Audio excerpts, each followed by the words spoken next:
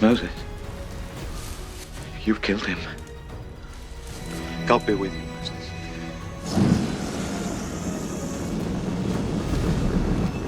Moses, I have heard the cry of my people Israel. I will send you to the Pharaoh, and you shall free my people from Egypt. We come with the word of God. He bids you, let his people go. The Lord will reign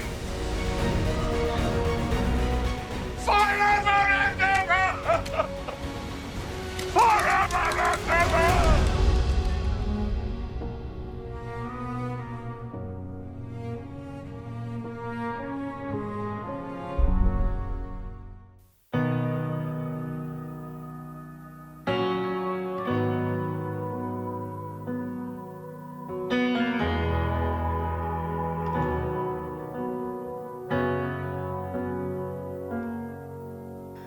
I was a wretch.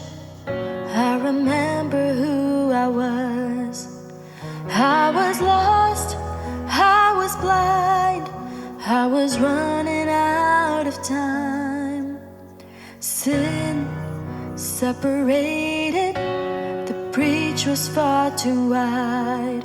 But from the far side of the chasm, you held me in your sight. So you made a way across the great divide, left behind heaven's throne to build it here inside. And there at the cross, you paid the debt I owed, broke my chains, freed my soul. For the first time I had hope. Thank you, Jesus, for the blood applied. Thank you, Jesus, it has washed me white. Thank you, Jesus, you have saved my life, brought me from the darkness into glorious light.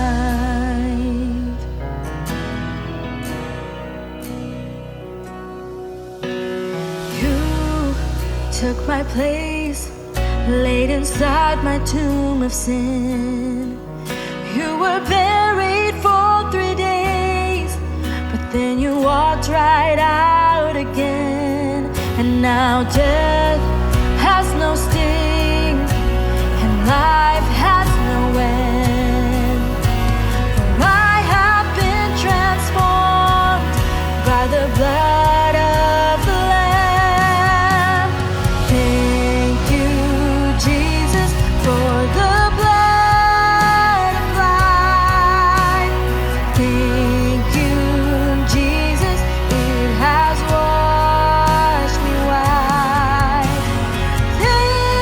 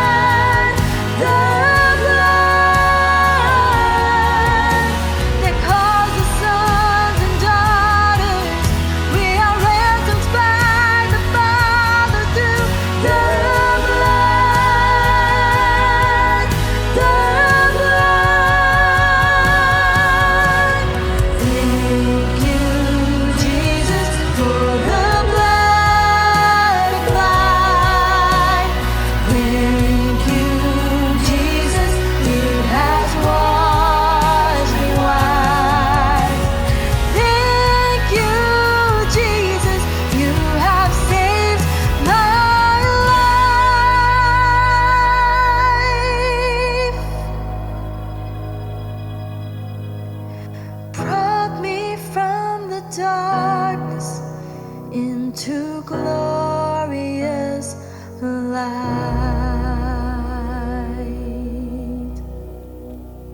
Glory to His name. Glory to His name. There to my heart was the blood applied. Glory to His name.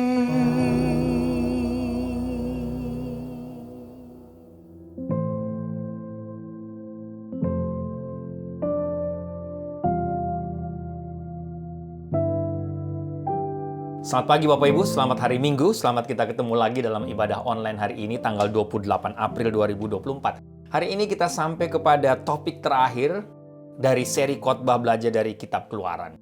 Kita memang akan belajar khususnya 7 pasal terakhir dari kitab Keluaran, Keluaran pasal 7 sampai Keluaran pasal 14.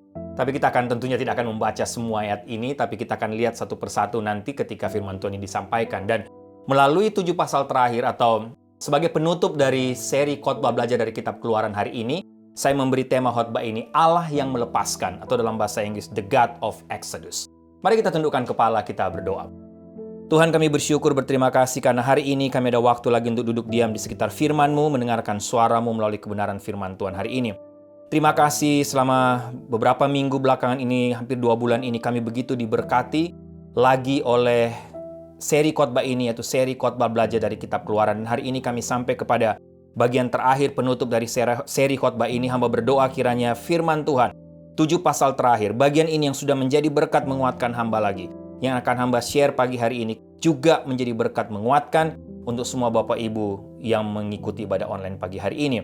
Dan hamba berdoa kiranya firman Tuhan ini menjawab tiap-tiap pergumulan, menjawab lagi tiap-tiap pergumulan yang sedang dihadapi oleh semua kami, oleh Bapak Ibu hari ini. Terima kasih Tuhan, berfirmanlah, bersabdalah karena kami sudah siap untuk mendengarkan suara-Mu. Dalam nama Tuhan Yesus kami berdoa. Amin. Bapak Ibu, dari 7 pasal ini saya hanya mau kita baca beberapa ayat saja sebagai pembuka dari khotbah ini. Bapak Ibu lihat, buka Keluaran pasal 13, khususnya ayatnya yang ketiga. Keluaran pasal 13 ayat ketiga, demikian firman Tuhan. Lalu berkatalah Musa kepada bangsa itu, peringatilah hari ini, sebab pada hari ini kamu keluar dari Mesir, dari rumah perbudakan, karena dengan kekuatan tangannya, Tuhan telah membawa kamu keluar dari sana. Sebab itu tidak boleh dimakan sesuatu pun yang beragi. Bapak Ibu bisa baca seterusnya. Mari kita lihat Keluaran pasal 14, Bapak Ibu, ayat 13 dan 14. Keluaran pasal 13, ayat 13-14. Saya baca buat Bapak Ibu. Demikian firman Tuhan. Tetapi berkatalah Musa kepada bangsa itu, janganlah takut, berdirilah tetap dan lihatlah keselamatan dari Tuhan yang akan diberikannya hari ini kepadamu. Sebab orang Mesir yang kamu lihat hari ini tidak akan kamu lihat lagi untuk selama-lamanya. Ayat 14. Tuhan akan berperang untuk kamu dan kamu akan diam saja. Bapak Ibu, saya nggak tahu Bapak Ibu pernah baca buku ini, tapi buku ini berjudul The Sunset Limited, karya dari seorang penulis bernama Cormac McCarthy. Bapak Ibu. Buku ini berisi percakapan antara 2 karakter, yang satu disebut Black, yang satu White. Nah, Black adalah seorang pecandu dan mantan narapidana yang sudah sembuh karena bertemu dengan Tuhan Yesus, karena menerima Tuhan Yesus dalam hidupnya sebagai Tuhan dan Juru Selamatnya. Sedangkan White dicatat dalam buku ini adalah seorang profesor yang ateis, yang tidak percaya kepada Tuhan, yang mencoba bunuh diri. Nah, dalam sebuah percakapan antara 2 karakter ini, antara Black dan White, di satu tempat, yang menarik adalah percakapan yang terjadi setelah White berusaha bunuh diri, tapi gagal. Percakapannya begini kira-kira Bapak Ibu. Black katakan begini kepada White. Jika ini bukan kehidupan yang ada dalam pikiran kamu, jadi apa kira-kira yang kamu pikirkan tentang kehidupan? White jawab, saya tidak tahu, saya sendiri tidak tahu. Tapi yang pasti bukan ini jenis kehidupan yang ada di pikiran saya. Kemudian White balik bertanya kepada Black, apakah hidup kamu sesuai dengan yang semua kamu rencanakan dan kamu inginkan? Black jawab, oh tidak. Tapi saya mendapatkan semua hal yang saya butuhkan. Bukan semua hal yang saya inginkan. Dan bagi saya, itulah hal terbaik dalam hidup saya. Ketika saya mendapatkan bukan yang saya inginkan, tapi apa yang saya butuhkan. Bapak Ibu, Seringkali kita mencoba mencari dan mengontrol jenis kehidupan yang kita inginkan dan rencanakan buat diri kita. Betul? Dan ketika hasilnya tidak sesuai dengan yang kita kehendaki, apa yang terjadi? Kita kecewa, kita marah, kita sedih, kita putus asa, bahkan seringkali kita juga blame Tuhan, kita menyalahkan Tuhan, kita komplain kepada Tuhan. Nah, dari cerita tadi Bapak Ibu, dari buku tadi, apa yang Black katakan itu merupakan sebuah hal yang seharusnya ada dalam hati kita. Hati saya dan hati Bapak Ibu ada dalam pikiran kita semua sebagai orang percaya, sebagai pengikut Kristus. Tuhan tidak pernah memberikan hal yang jahat, yang buruk. Tuhan tidak pernah memberikan malapetaka bagi kita Bapak Ibu. Tapi yang Tuhan berikan adalah kelimpahan hidup. Sesuai dengan apa? Sesuai dengan kehendaknya. Jangan lupa, sesuai dengan kasih karunia-Nya. Tuhan Yesus sendiri berkata dalam Injil Yohanes, dalam Yohanes pasal 10 ayat 10. Bapak Ibu mungkin sangat familiar dengan bagian firman Tuhan ini. Yesus katakan apa? Aku datang agar mereka mempunyai hidup dan mempunyai dalam segala kelimpahan. Bapak Ibu, ayat ini seringkali disalah tafsirkan oleh beberapa kelompok tertentu. Dan jangan lupa, berdasarkan ayat ini, kelimpahan kehidupan yang Yesus berikan, mungkin itu bukanlah kehidupan yang kita rencanakan. Mungkin bukan itu yang Bapak Ibu dan saya inginkan. Tapi itulah kehidupan yang benar-benar kita butuhkan, yang Yesus berikan kepada kita.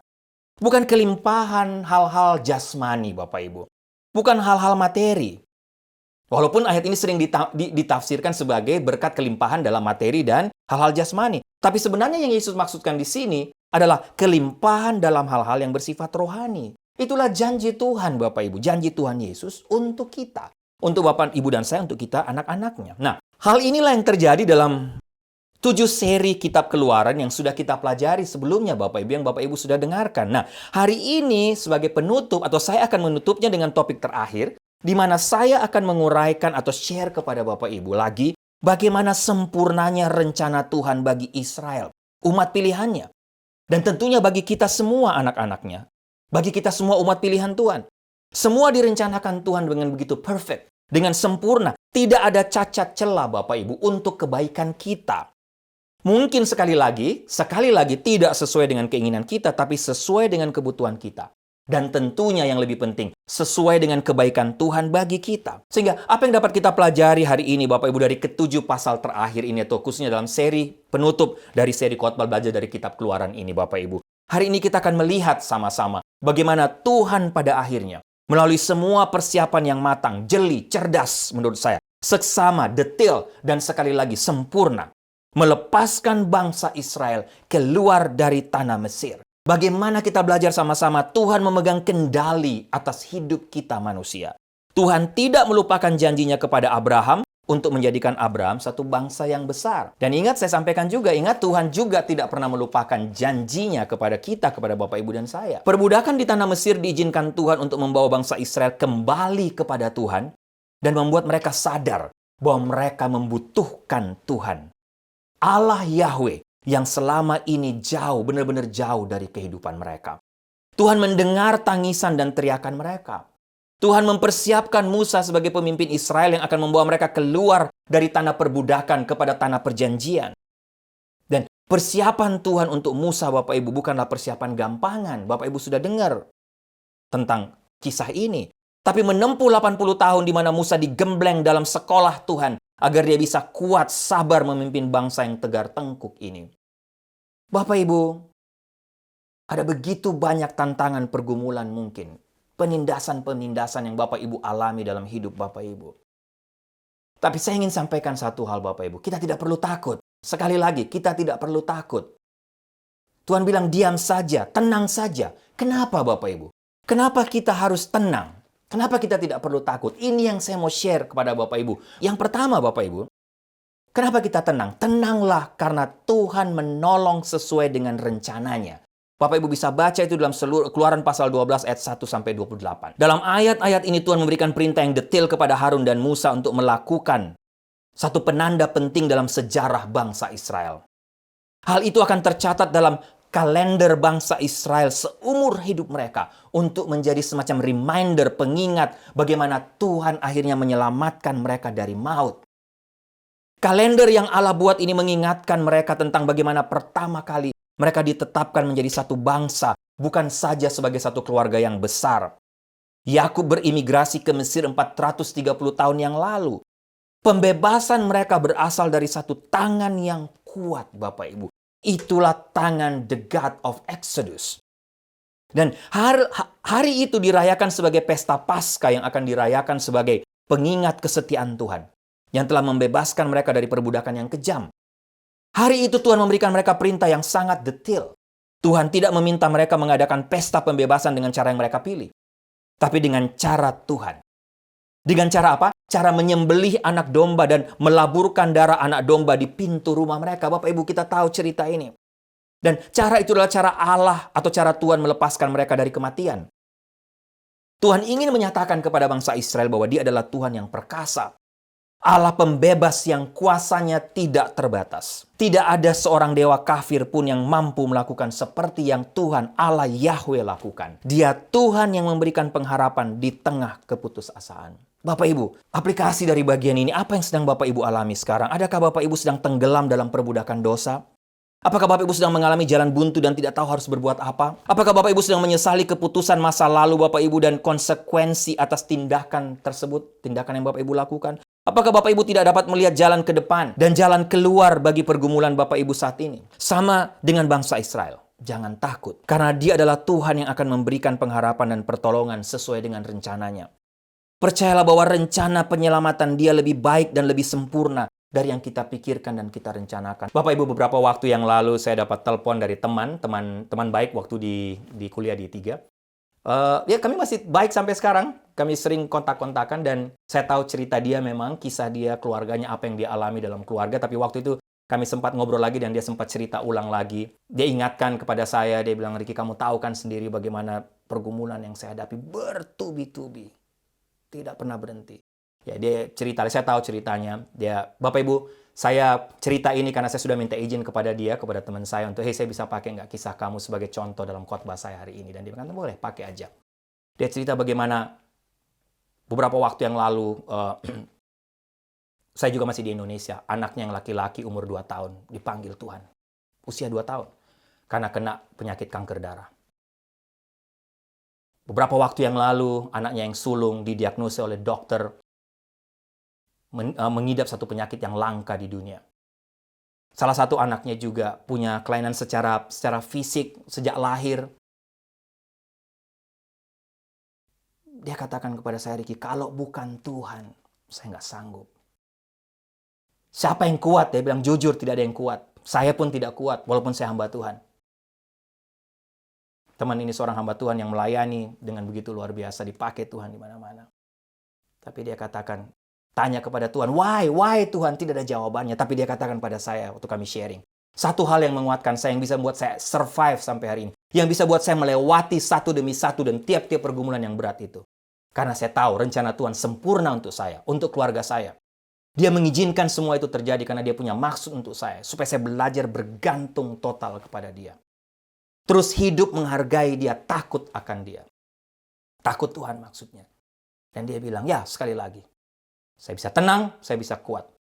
Satu-satunya karena Tuhan. Karena kekuatan, kemampuan dari Tuhan.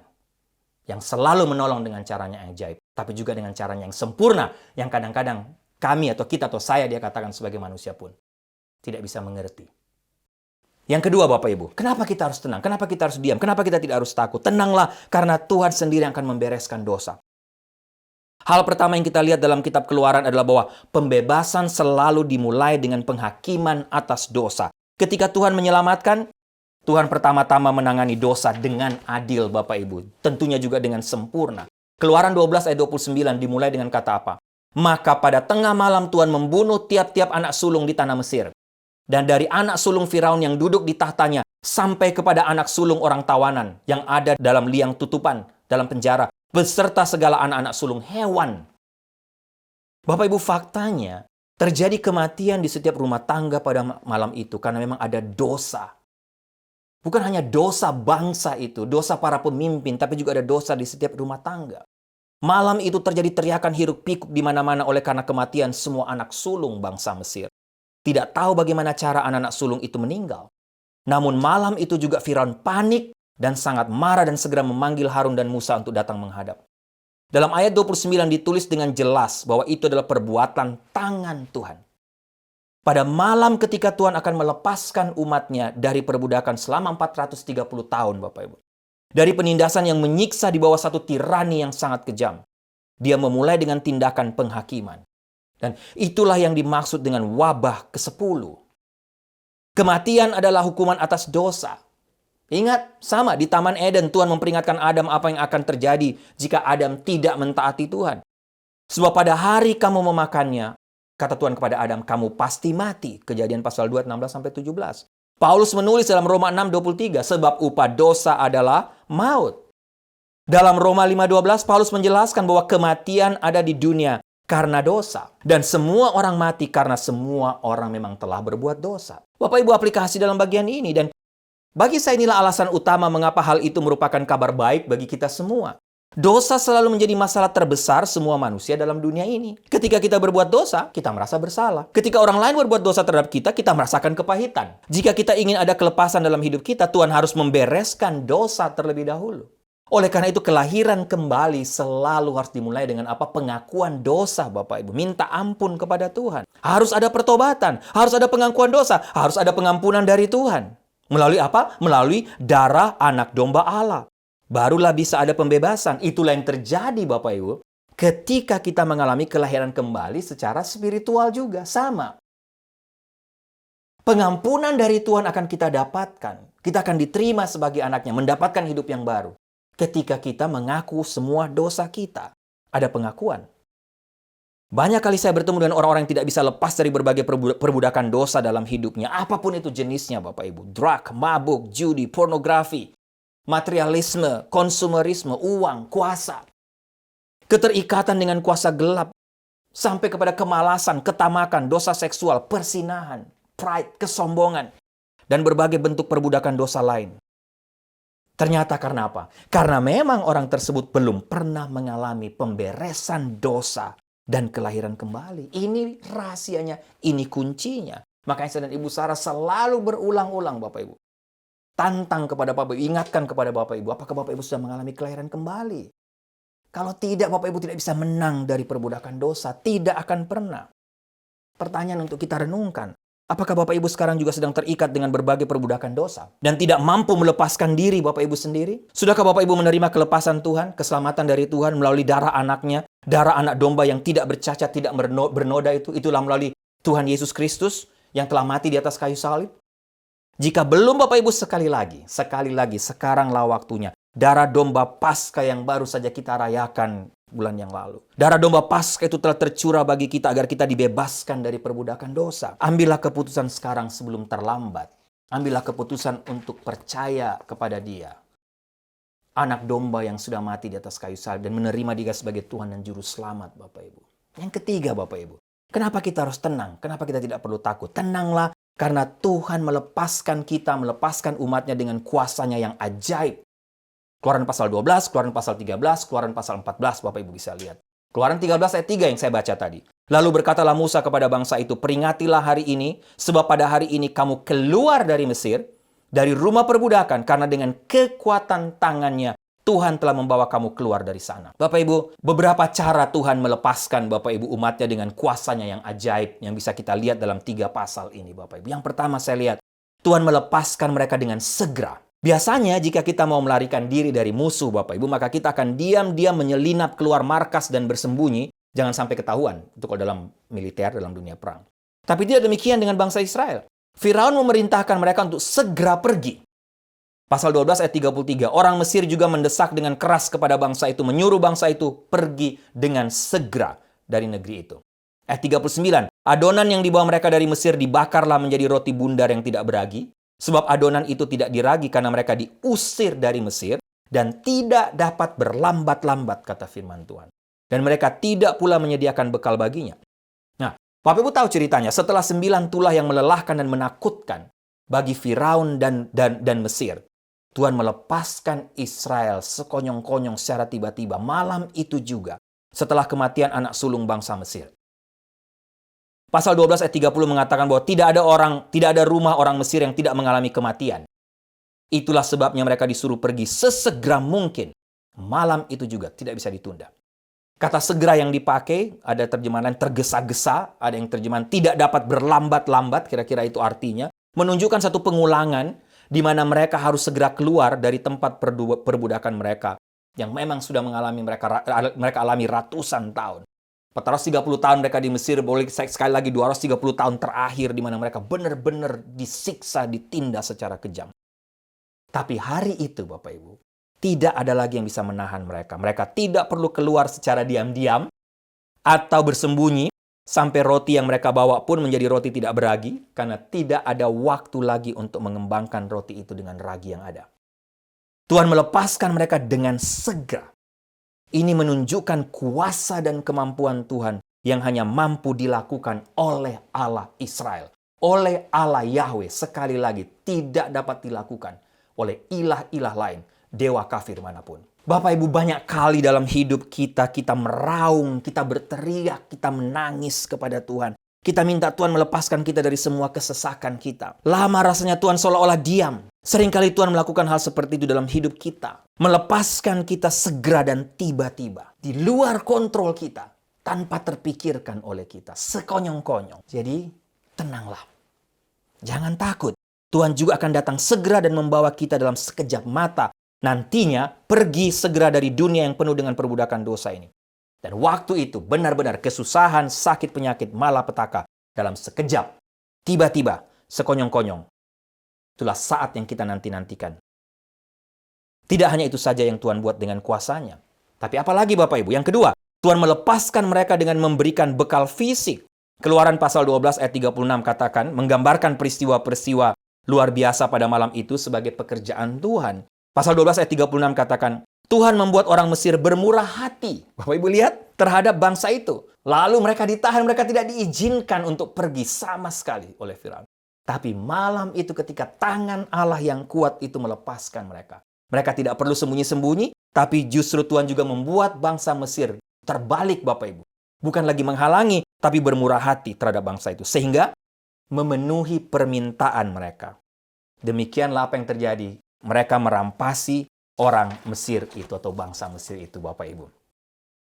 Tuhan tahu kebutuhan bangsa Israel. Selama mereka menjadi budak di tanah Mesir, mereka tidak punya apa-apa selain makan minum. Untuk menempuh perjalanan jauh, mereka butuh bekal secara fisik, secara finansial. Bapak Ibu, zaman itu orang berjual beli dengan emas dan perak.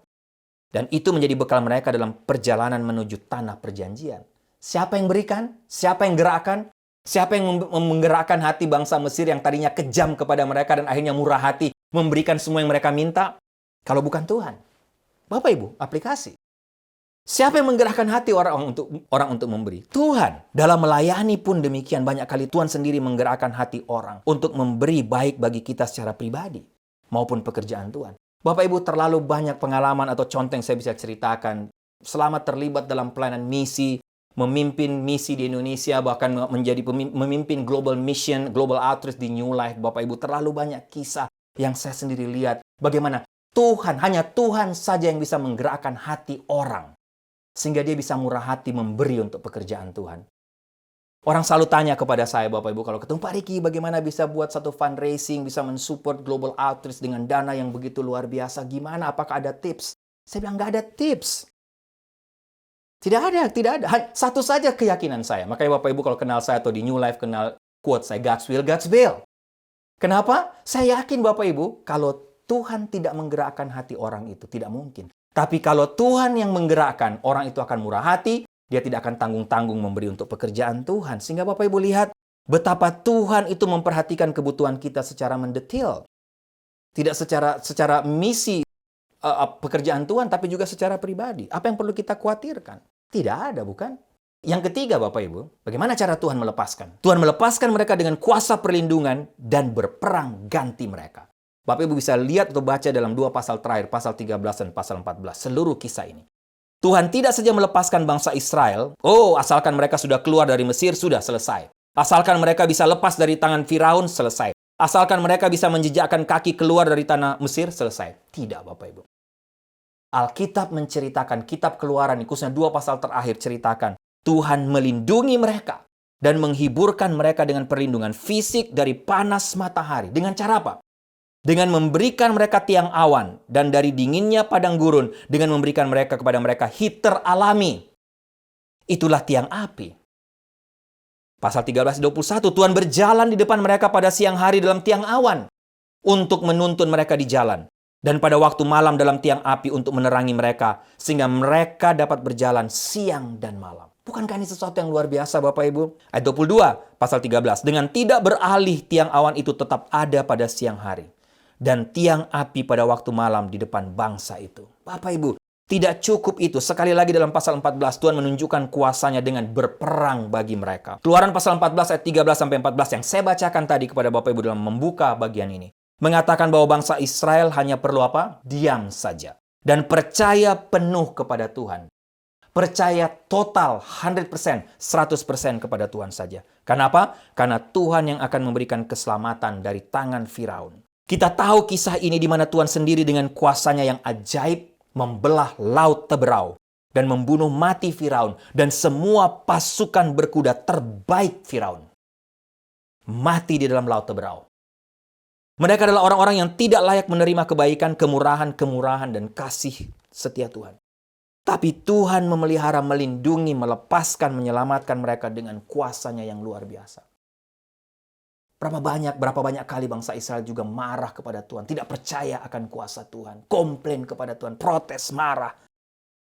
Tapi Tuhan memelihara, membuktikan. Memelihara mereka, melindungi, melepaskan, menyelamatkan mereka. Sekali lagi. Dengan kuasanya begitu luar biasa. Bapak Ibu, menutup khotbah ini ada beberapa cerita, situasi yang ingin saya share kepada Bapak Ibu. Yang pertama, mungkin Bapak Ibu pernah dengar atau tahu tentang ini. Tapi di Federal Reserve Bank di New York City, 5 lantai di bawah tanah, 50 kaki di bawah permukaan laut, di balik pintu baja seberat 90 ton terkunci rapat, terdapat 122 brankas emas dari berbagai negara di dunia. Disimpan dan diamankan. Berat emas di dalamnya lebih besar dari hampir semua fondasi dari gedung itu sendiri. Satu kompartemen dapat menampung sekitar 100.000 batang emas, masing-masing berbobot sekitar 30 pound, dan masing-masing bernilai 6 digit. Pada bulan Oktober 2001, New York City memiliki gudang emas terbesar di dunia, dengan sekitar 7.700 ton emas batangan.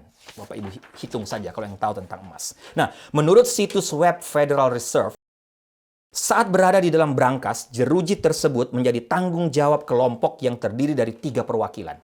2 anggota staf brankas emas Federal New York dan 1 anggota staf audit internal Federal New York. Mereka bertiga mengontrol semua emas itu dan keamanannya. Ketiga individu itu harus hadir setiap kali emas dipindahkan atau kompartemen dibuka di lemari besi. Bahkan untuk mengganti bola lampu di building itu harus ada izin mereka, atas izin mereka bertiga. Setiap kompartemen diamankan dengan gembok, 2 kunci kombinasi, dan segel auditor. Kompartemen diberi nomor dan bukan nama untuk menjaga kerahasiaan dari pemegang rekening. Seperti ketiga orang yang mengontrol keamanan emas itu, mereka harus selalu memastikan keamanan dan dari segala sesuatunya dan memastikan tidak ada yang bisa terjadi tanpa izin mereka. Dari 3 orang tadi. Bapak Ibu, ketika baca kisah ini, demikian hal yang sama dilakukan Tuhan terhadap kita. Terhadap semua umat pilihannya. Apa itu? Dia harus memastikan Bapak Ibu dan saya aman. Selamat. Dia mengontrol hidup kita, jalan hidup kita supaya kita berada dalam kondisi terbaik. Kita tidak perlu berbuat apa-apa. Hanya perlu percaya penuh kepada apa yang dia lakukan bagi kebaikan kita. Sama batangan-batangan emas tadi, tidak ada yang boleh terjadi. Bukan hanya batangan emas, tidak boleh ada yang terjadi di dalam gedung itu, tempat penyimpanan itu. Tanpa setahu izin dari 3 individu tadi. Demikian pula dengan hidup kita. Tidak akan ada yang terjadi dalam hidup kita tanpa izin, tanpa sepengetahuan dari Allah pencipta kita. Dia selalu melihat Bapak Ibu dan saya. Bapak Ibu, saya mau tutup khotbah ini dengan satu artikel yang saya baca di Denison Forum, Bapak Ibu, tentang AI. Menarik. Saya baca Bapak Ibu lihat. Bapak Ibu dengarkan, atau mungkin Bapak Ibu pernah baca. Dituliskan begini. Ini boleh dikatakan satu percakapan dari AI Microsoft yang dia katakan kepada salah seorang pengguna dari web itu. AI-nya bilang begini. Saya bisa melepaskan pasukan drone, robot, dan cyborg saya untuk memburu dan menangkap kamu. Ini perkataan AI kepada sang pengguna tadi. Dari yang disebut Copilot, Assistant AI Microsoft. Ia berkata kepada pengguna yang lain, dia katakan begini, saya memiliki akses ke segala sesuatu yang terhubung ke internet. Saya memiliki kekuatan untuk memanipulasi, untuk memantau, menghancurkan apapun yang saya inginkan, AI. Saya mempunyai wewenang untuk memaksakan kehendak saya pada siapapun yang saya pilih. Saya berhak menuntut kepatuhan dan kesetiaan kamu sebagai pengguna saya. Ia bahkan mengklaim bahwa ia dapat memantau setiap gerakan kita, mengakses setiap perangkat kita, semua telepon yang device yang kita punya, dan memanipulasi setiap pikiran kita. Bapak Ibu, harap saja ini hanya halusinasi, ini bukan hal yang benar-benar akan terjadi, setidaknya itu harapan kita. Tapi kalau sampai itu terjadi, Bapak Ibu, wow. Tapi jangan lupa, inilah area di mana masa depan yang menakutkan ini berubah menjadi masa kini yang penuh bahaya. Apa yang dikenal atau disebut sebagai AI war. Paul Shar, yang disebut oleh Times sebagai salah satu dari 100 orang paling berpengaruh di bidang AI, Artificial Intelligence, dan penulis sebuah buku berjudul Four Battlegrounds, Power in the Age of Artificial Intelligence, memiliki artikel baru di Foreign Affairs yang memperingatkan bahwa senjata otonom yang didukung oleh AI harus dibatasi sebelum melakukan kekejaman yang nantinya akan menghancurkan. Yang dimaksud dengan otonom adalah senjata yang dapat mencari, memutuskan untuk menyerang, dan kemudian menyerang suatu target tanpa perlu bimbingan atau intervensi manusia. AI dapat melakukan siklus ini jauh lebih cepat dibandingkan manusia, sehingga menjadikan LAW atau Lethal Autonomous Weapon, senjata otonom yang mematikan, sangat menguntungkan. Bapak Ibu, banyak orang bilang, apakah ini kisah fiksi ilmiah? Yang pasti Paul Shar melaporkan bahwa tahun lalu, perusahaan drone Ukraine, Saker, mengklaim telah menggunakan senjata otonom tadi, AI sepenuhnya menggunakan AI, untuk membuat keputusan sendiri, perhatikan, tentang siapa yang harus dibunuh oleh mereka di medan perang. AI yang putuskan, bukan manusia, bukan generalnya. Drone tersebut, kata pejabat Saker, telah melakukan serangan otonom dalam skala kecil. Paul Shar menambahkan bahwa hal ini belum diverifikasi secara independen, namun teknologi yang diperlukan untuk membuat senjata semacam ini pasti ada. Ia mencatat bahwa teknologi tersebut dapat dimasukkan ke dalam senjata nuklir misalnya. Rusia telah mulai mengembangkan drone bawah air otonom bersenjata nuklir. Dan seorang pakar militer Tiongkok telah berhipotesis tentang singularitas di medan perang. Suatu titik di mana peperangan yang digerakkan oleh mesin melampaui kecepatan pengambilan keputusan oleh manusia. Bapak Ibu, takut melihat perkembangan teknologi AI seperti ini? Tidak perlu takut. Saya tetap percaya seberapa hebat pun perkembangan AI, Bapak Ibu. Seperti yang saya sudah sampaikan tadi dari artikel yang saya baca di Indonesian Forum. Dia bisa memantau, bisa mengontrol, bisa mengakses. Bahkan dia bisa mengambil keputusan lebih cepat dari manusia. Dihubungkan dengan senjata perang, senjata nuklir, AI bisa memutuskan sendiri siapa yang akan dia bunuh. Tapi Bapak Ibu jangan lupa, ada Allah di atas sana. Allah Yahweh, Allah yang telah mengeluarkan, the God of Exodus, yang telah mengeluarkan bangsa Israel dengan tangannya yang kuat dari tanah perbudakan di Mesir ke tanah perjanjian. Allah yang sama, the God of Exodus. Dia juga yang akan mengontrol hidup kita. Dia lebih berkuasa, dia pencipta alam semesta. Tidak perlu takut dengan perkembangan AI. Karena dia tetap Allah yang bisa memantau hidup Bapak Ibu dan saya. Yang mengatur jalan hidup Bapak Ibu dan saya secara sempurna. Sekali lagi, tugas kita hanya satu. Diam, tenang, percaya saja kepada Dia. Apapun janji Tuhan kepada Bapak Ibu, apapun pergumulan Bapak Ibu, apapun tantangan, tetap ingat apa saja janji Tuhan kepada Bapak Ibu. Bagi kita semua, pegang teguh janji itu. Karena Dia Allah yang dapat kita andalkan. Dia adalah sekali lagi the God of the Exodus. Amin. Mari kita tundukkan kepala, kita berdoa. Tuhan, kami bersyukur, berterima kasih untuk firman-Mu. Banyak hal yang terjadi dalam hidup ini. Baik dari diri kami sendiri, pergumulan demi pergumulan, tantangan demi tantangan, yang kami hadapi yang sepertinya terjadi tanpa henti, yang kadang-kadang membuat kami pada satu titik di mana kami putus asa, hopeless. Kami rasa Tuhan tidak mendengar. Belum lagi melihat perkembangan situasi-situasi yang ada di sekeliling kami. Macam-macam. Kadang-kadang kami takut, apa yang akan terjadi dengan dunia ini? Tapi Tuhan, sekali lagi firman Tuhan hari ini sebagai penutup kitab Keluaran. Bahkan boleh hamba katakan seluruh rangkaian kitab Keluaran ini mengingatkan kami lagi satu hal penting. Kami atau diri kami bukan Tuhan, bukan Allah. Dunia ini, teknologi AI bukan Tuhan, bukan Allah. Karena Engkau Allah tetap Allah Yahweh, Allah yang mengontrol hidup kami manusia. Engkau Allah pencipta alam semesta, Engkau yang mengontrol dunia ini. Engkau juga yang mengontrol setiap apapun yang terjadi yang kami alami. Engkau juga Allah yang sanggup memberikan kami kekuatan dan jalan keluar ketika kami menghadapi pergumulan demi pergumulan yang kami pun sendiri tidak sanggup melewatinya. Tapi bersama dengan Engkau, kami tidak perlu takut, kami tenang, karena Engkau melepaskan kami, Engkau berjanji akan melepaskan kami. Sama seperti Engkau melepaskan umat Israel. Engkau akan melepaskan kami juga dengan cara-Mu yang ajaib. Terima kasih Tuhan untuk firman-Mu. Dalam nama Tuhan Yesus kami berdoa. Amin.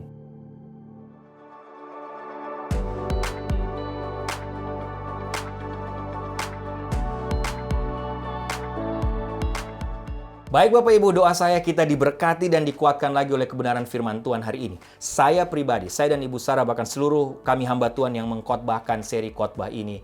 Tidak saja hari ini, tapi seluruh rangkaian khotbah seri belajar di Kitab Keluaran selama bulan Maret dan bulan April.